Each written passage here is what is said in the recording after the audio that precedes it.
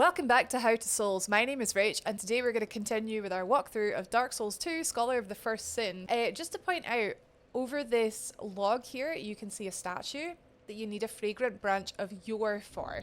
So this one's really important, this one. So we want to make sure we have a branch, right? Don't use this branch. There's a few places you can use this branch in this area, but my advice is to not use it until we use it on this guy at the end of the area. So I haven't played Dark Souls 2 in so long. We got more invisible guys, so we're just gonna, you can't target them, and you can't kill them either, apparently. He's got a crossbow. Yeah, the spear is just not really doing it for me. I had a good idea with the spear, and it was for reach, and also we were gonna go down like a kind of lightning infusion build, and it's just not really doing it for me anymore. So I'm gonna show you like a different way to play this game. So first of all, our first treasure chest just down here is just some magic bolts. We're not using a crossbow, so it's not a big deal. And you can sort of just see, like, I think you can jump in here from that side, but I don't know why you wouldn't just come down here and get them from there. Not that it's a fantastic treasure either way, but you can sort of see out that window. I think you can get in there from the other side. If you look up here, this is a cursed pot. They've got like faces. They're kind of like spewing black dust as you get close to them. You'll see that it is cursing you. So curse in this game is not as scary as it is in Dark Souls 1. It's not going to insta-kill you. But it will, it's pretty bad, it's pretty scary, but it's not as bad. It's not an insta-kill. What it will do is it'll hollow you. So we're going to stick to the right and just like go around here to take out that pot. We've got to run. We've got to remember how to run in this game. It's different to Dark Souls 1. And you can destroy them just by rolling into them, but that obviously requires you to get close to them. If you've got a bow or a crossbow, a bow is actually a really effective way to get rid of them, but you'd need to use like a heavy arrow, like a large arrow. I don't think normal arrows will cut it. Another invisible guy here we're just gonna get. Oh my god, I missed this game. It's nice to be playing this game again. I haven't played it in so long, it's so nice. She says as she's getting absolutely murdered. These guys are a pain though, but I recommend taking care of them just so you've got some peace to open up this treasure chest here. Ooh, Titanite chunk and petrified dragon bone. Upgrade materials. I've mentioned a few times in this walkthrough that I'm way more confident with the original version of this game than I am with Scholar of the First Sin. I know like roughly everything that's changed, but they've changed a lot of like item positions, so I like don't remember where anything is anymore. We missed a little shiny here just up the ramp from the bonfire that's just a radiant life gem. That'll be really good in an upcoming area where we're just getting poisoned a lot, so yeah, always good to pick up that. It's not exactly out of your way. Also, because we're a faith character, we're going to take advantage of our little time remaining as a faith character, and we're going to make sure we're still like using these heals. Okay, so we've done that little bit there. Let's go left first. So as you can see, that room is full of these heckin' pots. So we can get 3 hits and then we're going to back off because we can't quite kill them. Oh, they're just that little bit like faster than me. Keep trading. So we can pick up this shiny here, flame butterfly and a torch. Good for dark areas. There is a dark area coming up, so good to get. We'll just stay away from this house for now, because we're going to have to sort of like run in there and roll in there. Try and get rid of this curse pot here. Ah! Oh, oh, oh, oh, oh! Okay, right, there's actually more like underneath us, so it's really hard to avoid being cursed here. I guess advice would be like to just run in straight to like the back of the room, and you can sort of take stock of the situation. But yeah, do you know what? Being cursed isn't a big deal. It just hollows you, which makes your maximum health bar like lower. You can see mine's has just gone down a little bit, and that will keep going until you have a very, very, very small health bar. So just be aware. Just if you see that bar filling up, just try and go the other way. Another Pharaoh's Lockstone and a soul. There's the culprit hiding under there. It can be quite hard to differentiate between like specters of other players. This is another player, and the like sort of invisible enemies. So like, don't panic. You can kind of tell the actual players are just that little bit like brighter. Although this is actually an NPC, I think, like Spectre, because I'm actually playing offline. Guys, at time of recording, the Dark Souls 2 servers have gone off again. They keep coming and going like throughout the course of this walkthrough. I can't keep up. But yeah, they're off again, which is hilarious. So coming through into this next area, It's a very interesting area. We're going to come back here in a bit. Dev message says, friend ahead. Is this a dev message? I think we are online, but it said we couldn't get on the servers. Anyway, this is Man Scorpion Tark, Black Iron flipping Tarkus from Dark Souls 1. He's a G. He's not a boss. He's an original heckin' gangster. We're going to be pals with him. But don't drop down there just yet, because we're going to go over here. We're going to get this cursed pot, and then round here get this crystal lizard. So these things are going to try and escape us as quick as they can, but we're not going to let them, because we're going to get a titanite shard, titanite chunk, and a boltstone. Boltstone, very useful for this character if we were thinking of going down the electric sort of infusion route, which we could still very well do. I kind of want to get some spells. It's so worth picking up that lizard. Chest in here is, I want to say it's a weapon. It's a weapon. Hey, it's Dark Scythe. I remembered it was a weapon. As cool as Dark Scythe sounds, it's not actually that good. It doesn't really have a place, really, in my opinion. I get it's like a high strength requirement to one-hand it. I mean, you'd be two-handing it anyway, I suppose. But I see scaling in Dark just to start with. Dark, of course, scales with the lower of your 2 out of int and faith, so it's very in my opinion. It's cool. Be wary of attacking, therefore look carefully. This is a good message. Yeah, so don't attack him. You can actually chat to him, but I can't understand him, he can't understand us. He's like half scorpion, he's a beast, okay? So we can't understand him. We need to think of a way that we're gonna be able to communicate with him, and in a very Dark Souls like way. It's quite obscure, but I'll show you how. But at least now you know where he is. So the way out of this area is through here. There is a statue here. Oh flip, this never used to be a statue, I'm sure. It used to be like a gold lion thing, and you'd kill it for a piece of armor. So we can't go that way yet, so we're just going to go back around the long way, because we only have one branch of yore, so we don't want to use that just yet. So back around this way, just where we killed the lizard. His poor little crystally corpse, just lying there. Yeah, back the long way. I'm getting confused a little bit with the original version of this game, as you will be no doubt sick of me saying. But yeah, so that's that little house done. Where's this curse pot? What's this? Wait, there's another curse pot? Is it like, wait, what?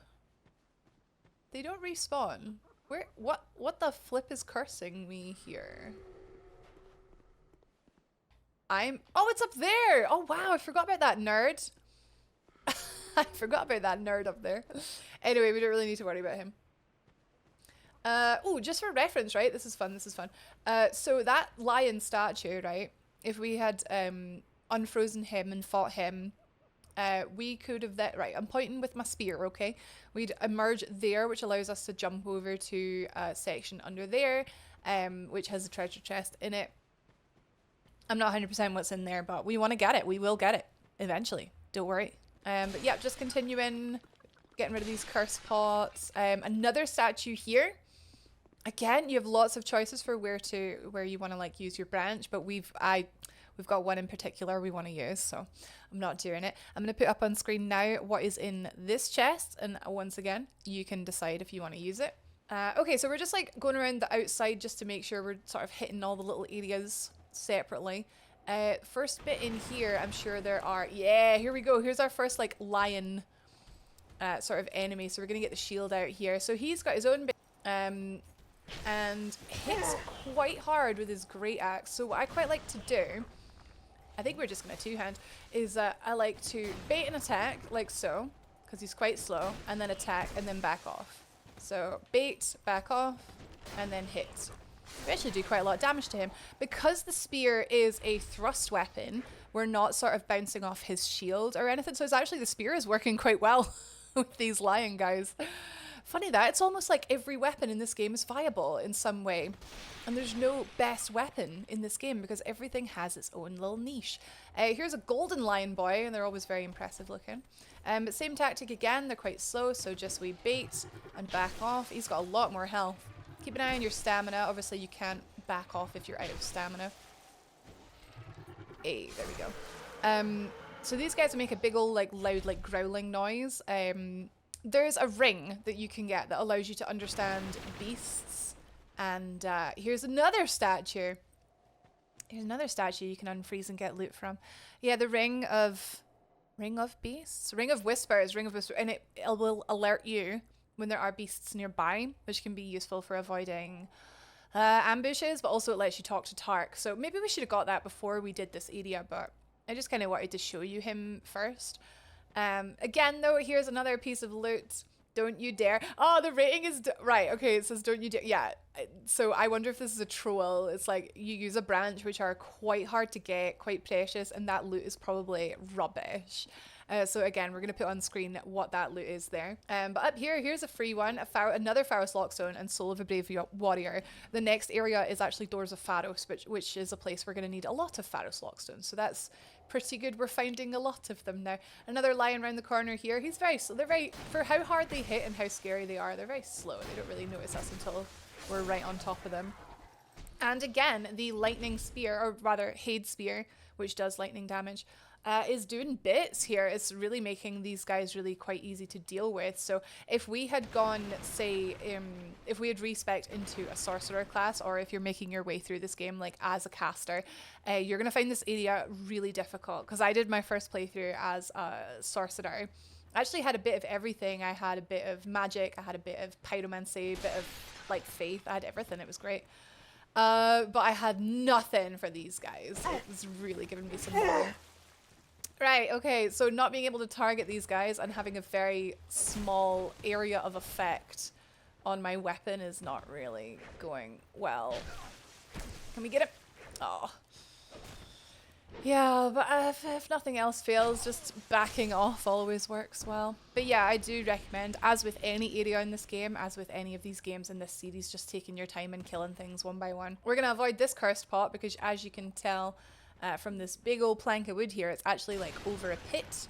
There's a life gem in the corner there, and this would have dropped us down there, which is full of basilisks. So we don't want to go there just yet. We will. Don't worry. Sigh. We will. Let's use a heal there.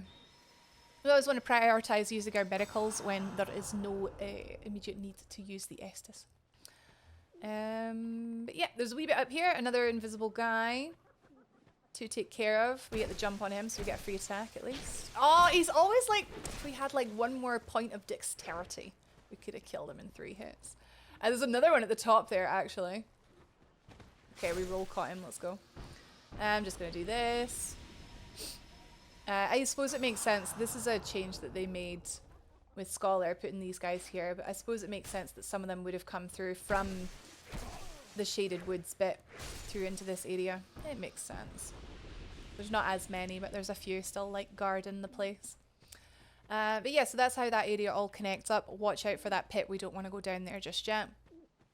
It's only a life gem there as well, which is kind of like a troll because it's not that precious. We're just getting in the habit whenever we see those cursed pots, just cautiously approaching, because there might be another one like right behind you, and quite often there is. You don't want to just like blindly run at them a lot of the time. Okay, there's a guy here. We're just gonna bring him out because I know there's more cursed pots.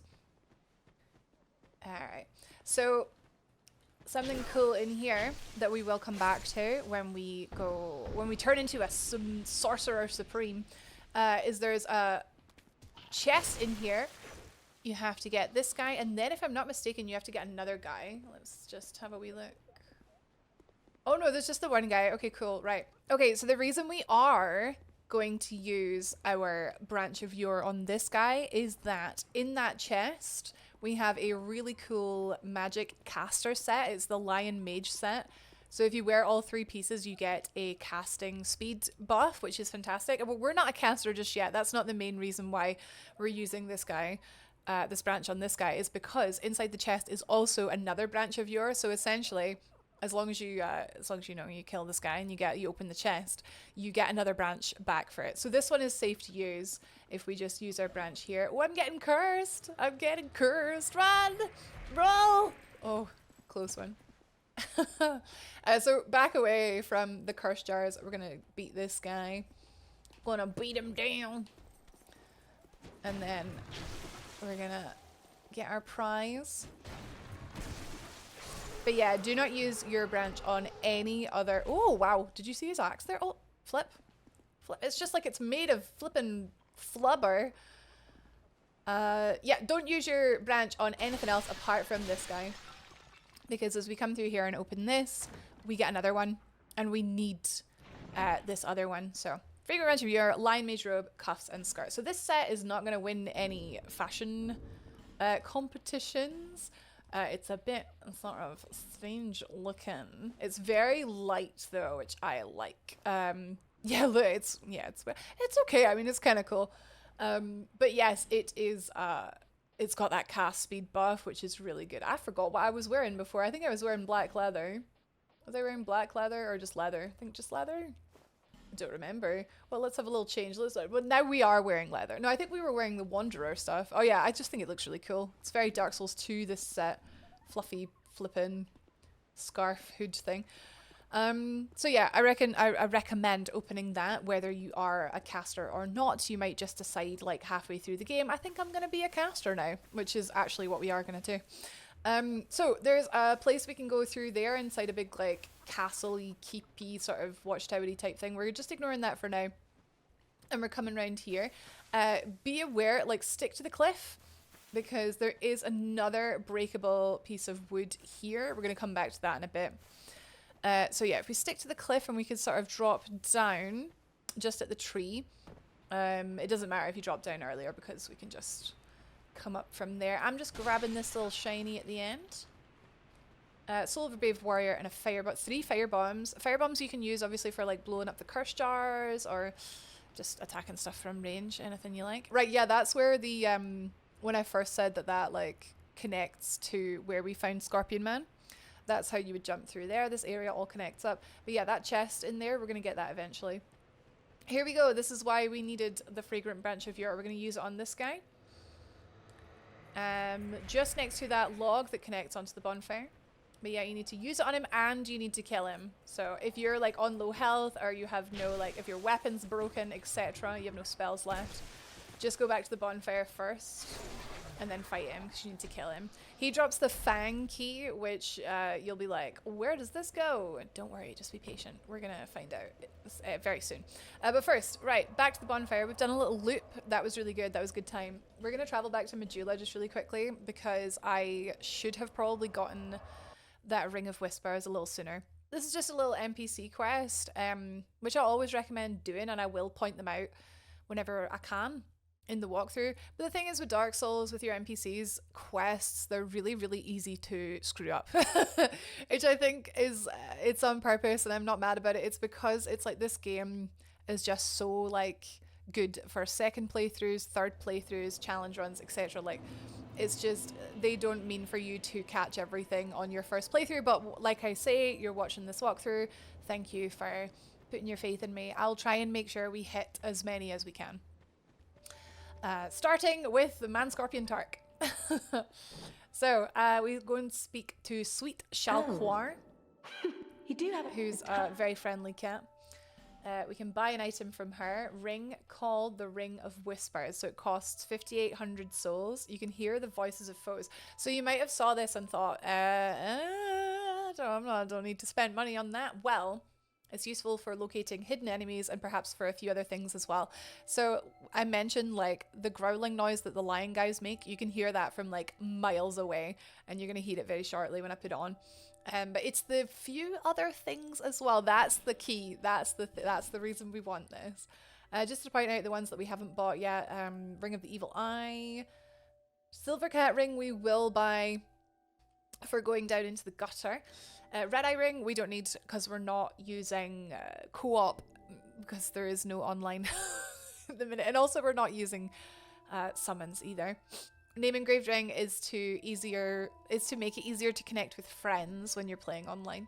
So don't buy that unless you're playing online. And then she also sells some homeward bones, which are good.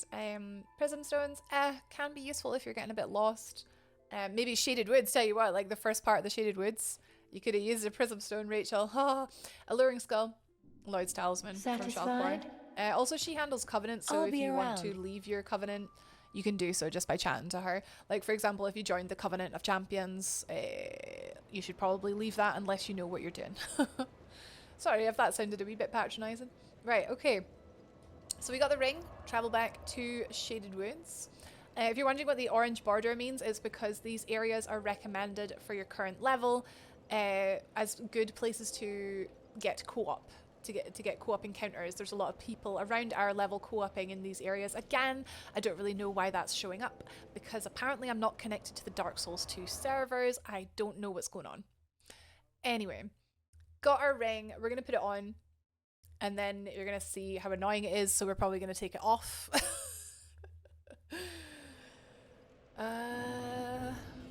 Equipment. Old Leo ring. Oh yeah, I forgot we had old Leo ring because we killed flippin' Ornstein. Yeah. I'm gonna just take off the stone ring and we're gonna put on Ring of Whispers. Okay, so immediately. Oh. Yeah, you can hear like growling everywhere. I don't think it's very useful because it's like, yay, I know there's an enemy nearby. There's enemies flipping everywhere. How does this help me? So I we'll just keep it on for just now. Sorry if the roaring is annoying. You could probably run past these guys, but I'm just a little bit nervous about doing that. I don't know. We'll see. You can always like quit out. Will we do that? I'll teach you the most overpowered strategy in Dark Souls, and that is quitting out. You get the hang of quickly making your way to the like quit out button. It's very OP. So we just do that. And as we load back into the game, nothing will be chasing us. Everything resets. Okay, and we have loaded back up. Enemies are not following us, but we do have a flippin' curse jar right beside us. So, yes, we can now talk to Tark and hear his sad tale of sadness and woe. Human, are we? This is no place for you. Be gone. Are you not afraid of me? Humans rarely come here. Those who do turn back when they see me, or make an attempt on my life. But you are different. Yeah, because we come down here and we're like, yeah, man, we played Dark Souls 1. Quelaag was a thing. You look like a boss. So I wouldn't blame you for wanting to attack him. We once had a master. He created us long, long ago. But he was born with a fatal flaw. He resented those who had what he lacked and became fully mired in hatred. Eventually, he drove himself mad. It was at the peak of this madness that he conjured up we strange creatures. Okay, so the more like the people who like friggin' love the Dark Souls story will notice that this is a direct like sort of mirror to Seath the Scaleless in Dark Souls 1, who coveted his dragon friends who had scales, but he didn't have scales, so he betrayed them. He created the Priscilla, who are these hideous like abominations, and they're just miserable with their lives. And yeah, so it's basically it's like Seath's soul has persisted through like however many hundreds of thousands of years or whatever, how long it's been between Dark Souls 1 and Dark Souls 2, and now it's taken a new form in this land of Drangleic, and it is like these games are connected, and it is not just implied, it's basically like told to us. Our master was a tragically lonely soul. Eventually his solitude eroded his very reason. In the end, he never understood what it was that he truly lacked. Humanity, I guess? Nobody knows when we were born, or where our master has gone. The only ones who even speak a human tongue are myself and my better half. You better half, huh? I wish to ask a favor of you. I want you to kill my betrothed. Once, I always found her at my side. But as time went on, things went awry. She became violent, raging uncontrollably. Eventually, she came after me.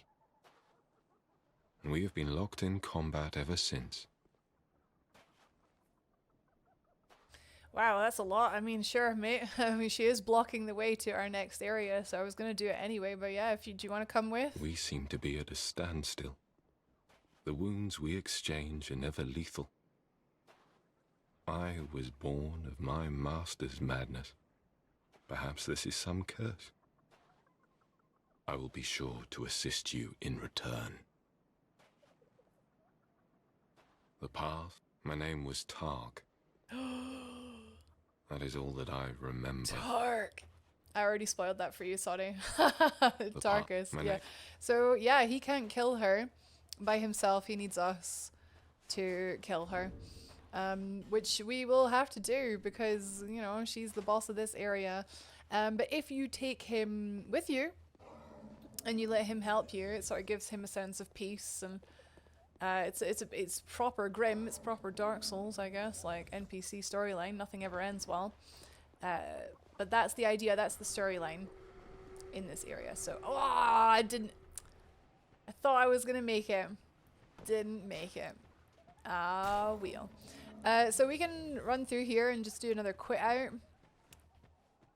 I'm trying to think and run here. Yeah, before we go to the boss, we are going to take Tark with us on the boss. He gives us a little goodie for helping us kill his flippin' wife, which is grim, but yeah. Before we go there, we're going to go up here and chat to this nerd. Just wait, you dirty rat. I remember you. Don't you scare me like that. I thought you were him. I'm just going to take this ring off because it's driving me crazy. What did we have on before? A stone ring. That bastard with a ring lives in Brightstone Cove down the way. I'm gonna find him and settle the score. Nobody insults me like that. Okay, once again, this is Kryon. If you don't remember him, he's from Huntsman's Copse. He's locked in this battle with Pate. Pate? We've gotten on Pate's savage side a couple times. Pate is a weasel. He's such a rascal. He keeps trying to get us killed so he can take our treasure. So we should be on Kryon's side, but he is, again, there's just something about him. He just seems like a bad guy, you know what I mean? So we're following his story, just exhaust For his the good dialogue. of the world and for my own honour. I won't let that bastard live another day. He seems to take some kind of perverse pleasure in it, like, so you're not really meant to, like, trust either of them. Put it that way, that's important. Okay, a little shiny here, soul and a spice. Nothing to write home about, but still worth picking up. So before we go through this center sort of archway and go up the hill to the boss, after you've spoken to Kryon, we've got one more thing to do in this area, and it's quite important. So do with that fang key that we picked up. So I pointed out two like holes in the ground. There's one over there. You can see they don't get recovered when you teleport out or when you reload. They still stay as big holes so you can see them. And the other one is just here in the trees. So I recommend don't go for the big one. Unless obviously you fell in it by mistake, in which case there's not much you can do. Just deal with it. Go for this little small one. Because if you fall through this little small one, you are on a higher platform that you wouldn't have been able to get to from the bigger hole. You can only get here from the small hole. A couple things to point out here. Sorry, it's been a while. Have we found the Dark Covenant yet? Or is this the first? I think this will be the first time that we've found them. Yeah, it should be. Okay, so this is Dark Master Gandling, I want to say. We found Homing Soul Mass in this chest, which is a cool spell. It's better, I want to say it's like it's better in Dark Souls 1. It's like a proximity spell. You pop it up, and then as you get close to an enemy, it'll automatically fire at the enemy. I like it for when you're in a new area and you're not quite sure what's hanging around the corners and stuff that creeps up on you from behind. You can sort of use it as a, like a proximity warning type thing. I quite like it. But in Dark Souls 2, it's only got 4 uses, and it needs 24 intelligence.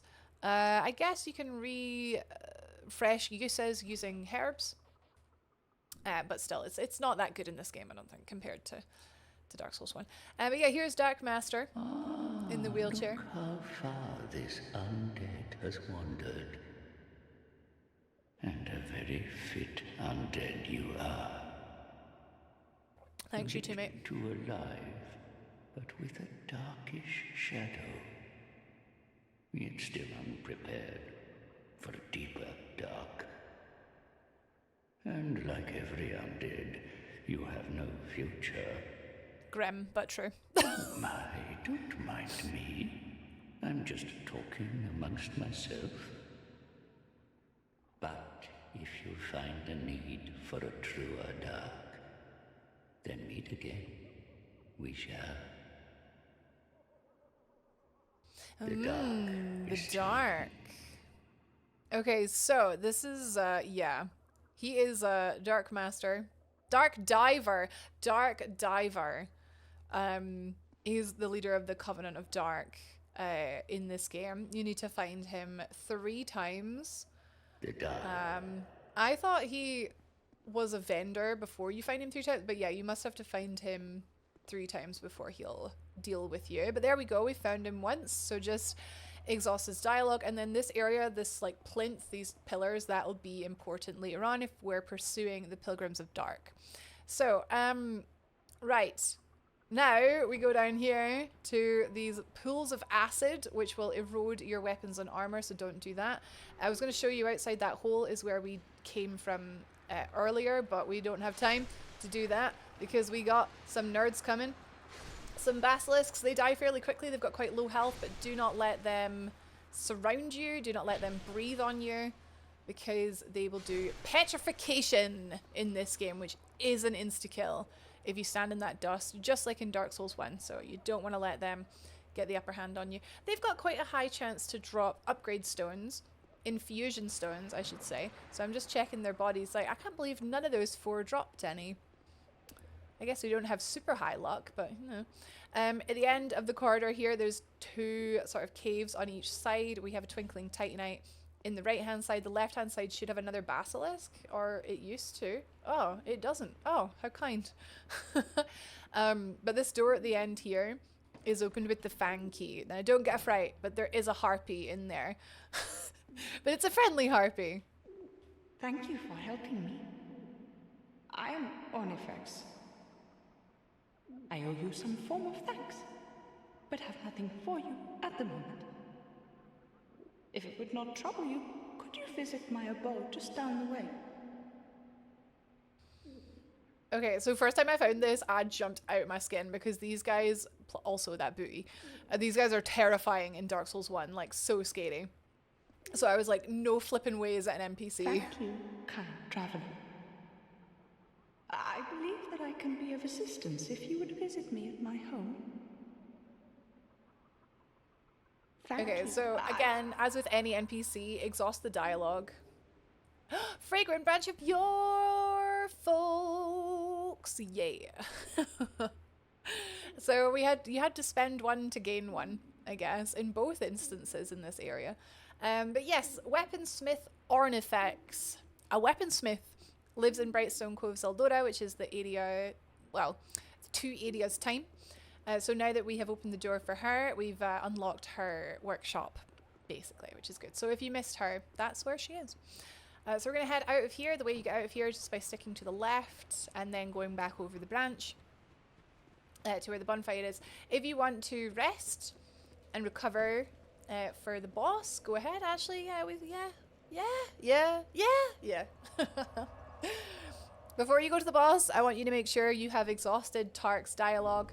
We're going to go ahead and consume a human effigy now, just to get our full health back, and also to summon Tark. I don't think you really need to summon on this boss. It's not super difficult, but there's something quite beautiful about bringing Tark with you to essentially just like kill his wife. It's kind of sad like that. Oh, sugar, I'm so sorry. One last thing. Now that we did get another branch of yore, let's go do the one that we missed the first time around here, this guy near Tark. Yeah, so yeah, chat to him, exhaust him with the Ring of Whispers. We can get this guy, and then depending on like what this drops versus what the other two drop, you can decide based on the information I have given you which one you want to go for. But we do have a spare branch now, so you can use it if you want. I am going to see what's in here because I remember it being quite good. Whoa! Oh god, yeah! Oh yeah, it's oh, he's not here. He's not here in the original version. He's not here. This is Vengarl's body. This is Vengarl's body, guys. Mate, he's large. So we found his head just at the start of this zone. And now this is his body. He's got two big curved great swords. Pretty scary. So, oh god, it does bleed. We don't want him to go anywhere near Tark. We don't want him killing Tark. So we're just gonna sort of kite him. Wait for his combo to end. Get a little poke in. And then back off. So because I'm using the stone ring, we're getting a nice big stagger on him with two-handed like spear thrust, so that was really helping us there. Once again, stone ring, that was from the start of the game. Woo! So for killing him we get his armor. So now we have his whole armor set because we got the helm from his head and then we got the rest of the armor from his body. So his body used to be like after killing the boss in like 2 areas time, but then they moved it here, which makes so much sense because it's near the head now. But I forgot about that. That was awesome. Okay, and then here we have a torch, which seems a bit underwhelming, doesn't it? Oh, but yeah, definitely recommend coming through here and getting him because it just like ties off that storyline, eh? Oh, you need, there is another lion here. You need another branch of yore to get through here. Okay, so after that little side quest, sorry about that, now we're gonna go for the boss. So we're just gonna run past everything. We're gonna pick up, once again, human effigy now or at the boss fog. We're going to pick up Man Scorpion Tark and take him with us to fight Scorpioness and Najka. So this boss starts off in the ground. She will cast spells at you until you approach her. So you do have to approach her, whether you're a caster or not. What's that? That's Bradley. Oh, good old Brad. Good old Brad. The more NPC summons, or player summons, the more summons, I should say, that you take into a boss fight, it gives it 50% more health per summon. So you don't want to bring 2 of them a lot of the time. Just bringing 1 tends to do the job. So here's Tark. We're going to summon him. I don't think we've got anyone following us. Yeah, this boss starts off in the ground. We're going to have to approach her just to avoid the spells because the spells are a pain. There's an item that I'm going to try and get her to break for us. The only way you can get it is by getting her to break it. And usually I don't bother. I don't think it's anything amazing. So yeah, go up to her. Get her to come out the ground. Back off because she is a great big heckin' scorpion. So she might get a bit confused because Tark is there, or she might come straight for us. Yeah, she's going straight for Tark. Tark seems to be hanging by the fog. I don't know if I can get her to pay attention to me for a little bit. So she's gonna swipe her tails around there. Really big obvious tails. That tail swipe is what we're gonna want her to do on this tree over here, but she's really interested in Tark, so I don't think we're gonna get it. Oh, there's that homing soul mass I was telling you guys about. So that's gonna go for the closest enemy, which is gonna be Tark. I don't think it's gonna go, yeah. That does quite a lot of damage to him. We do want to ideally keep him alive. So I say we prioritize getting the boss and keeping Tark alive just for the quest. But yeah, there's the item there. If you're fighting her solo, that'll be a lot easier to get. Just try and get her to attack it with her tail and it'll destroy this branch. And then here is the item that you'll get from that. But yeah, that's Najka. There's really not much to her. Because we brought Tark, she didn't do much at all. But yeah, the main things are like approach her right away. She's got really obvious tells. If you've got a shield, you'll want to like obviously use that for her human half. She'll use the spear a lot. If you don't, try and stick near her sides or to her behind. But she will swipe with her tails as well. So that'll do a lot of shield stamina damage if you try and block that. So just try and avoid it like I did. We're going back to Tark. I don't know if we might need to rest first, actually. Yeah, we'll do that. We'll be safe. Just rest first. But yeah, her big move to watch out for is that she will burrow underground again. But you will be able to see her just by these little like disturbances in the ground. So you can sort of track her from there. There is a piece of stone in the arena that you can stand on. She obviously cannot like burrow under that stone, so she will not be able to emerge underneath you and damage you quite a bit if you're standing on that stone. So if she burrows, just head for that piece of stone ground and that'll keep you right. Right, okay, now that we've killed her, we come back here and we talk to Tark. We'll need to put that ring on again. Ring of Whispers! My bum. I wondered if you would follow us. Right, we just want to keep you away from Tark. We don't want to accidentally hit Tark. Okay. Oh, for flipping Nora. Did the boss no bother, but this guy is a different thing entirely. I could target the boss.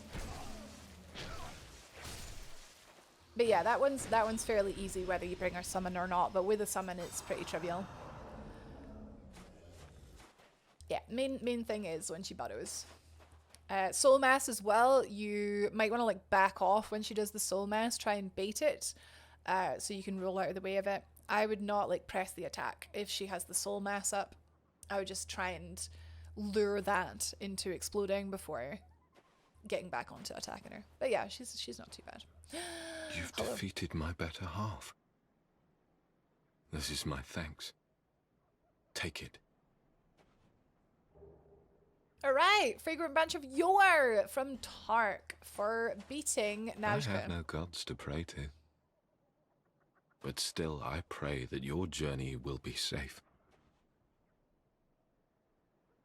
Learn Gesture, he teaches us Warm Up. I have, which but if you're still trying to learn all the gestures, I can't remember if that's an achievement or not, you can get that. So now that we have this branch, we're going to go for this lion. Because I actually forgot that the reward was a branch. I had in my head it was a ring. There is another reward from Tark that must be the ring. When you defeat the main boss of this area, his old master's soul, the boss of Brightstone Cove, which is the next area over, we will come back to Tark for another reward from him, and that'll be the dragon ring from him. But yeah, he gives you a branch just for defeating her. I think he gives you it whether you summon him or not. So you can use this information to decide how you want to do things. If you want to just fight it alone, try and get the practice in, feel that sense of accomplishment from actually beating a boss like yourself, because doing it with a summon is quite easy. Or yeah, I'll double check for you. I'll double check for you, but I believe he still gives you the branch whether you summon him or not. But you can